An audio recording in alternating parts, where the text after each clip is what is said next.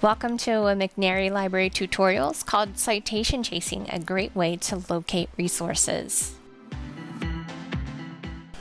So, you might be asking, what is the purpose of citation chasing and why do I even have to do this?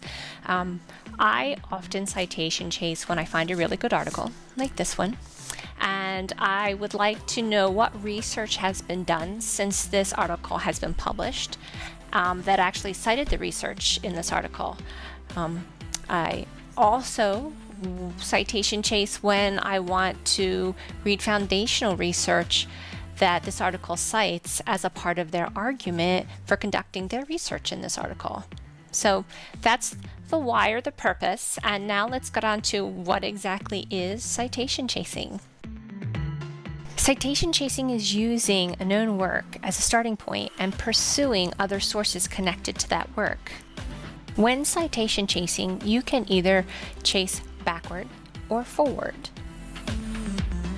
So how exactly do we chase citations forward? You start out with an article that you really like. Say this article checks all the boxes for your project and you think it's really good. What you'll do is you will copy the title. Then you will go to Google Scholar and paste that title into the search box. Let's go there now. The address for Google Scholar is scholar.google.com, or just in the search box for Google, type Google Scholar. And reminder, you should never pay for research articles. One way to avoid doing this is to connect Google Scholar to the Millersville University Library, and here's how you do it. Go to the hamburger menu and click on Settings. Click Library Links, and then type in Millersville.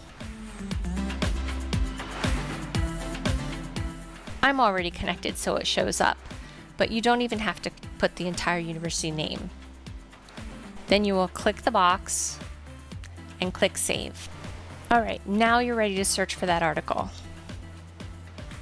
Paste it in, and what shows up is the citation for that article.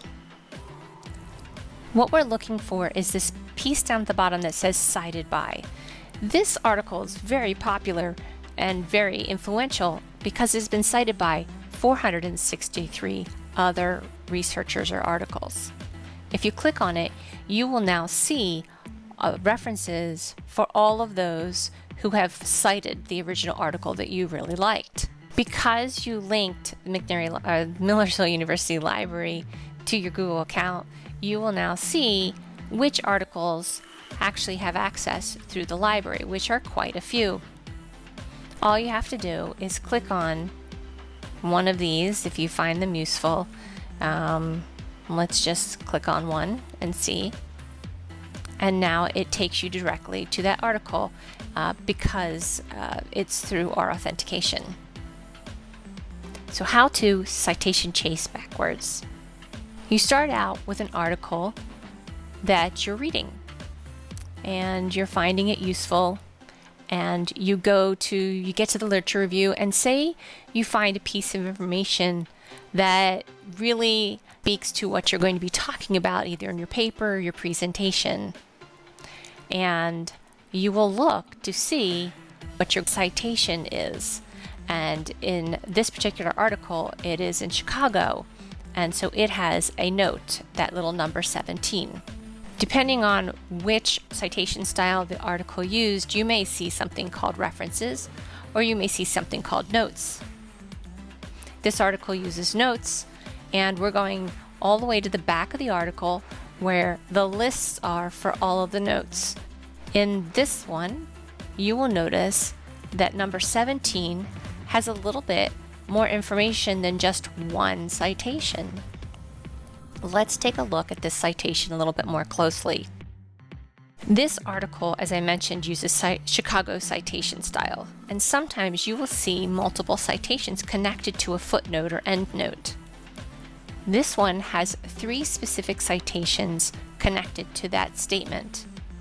We're going to take a look and search for this third one called MySpace, a moderated meditation model, and it's in the Journal of Environmental Psychology. We're going to go to the library's website, which is library.millersville.edu. Go to Advanced Library Search.